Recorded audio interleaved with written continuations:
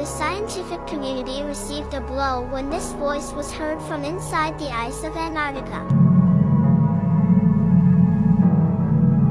The frequency of this sound was 5 hertz, which means that the human ear cannot hear it. It was heard by installing sensors inside the ice during an experiment. It was not normal in any way, and it only means that Antarctica there must be something abnormal inside the ice. After several months of research, some changes were seen in this sound. At the same time, it was also noticed that as the weather changes, the sound coming from inside the ice shelf also changes, and finally this result. It was found that this sound is produced in the ice shelf due to the winds. As soon as the strong winds here change their direction, the sound coming from inside the ice shelf also changes, just like the wind in a flute. Blowing less changes its sound.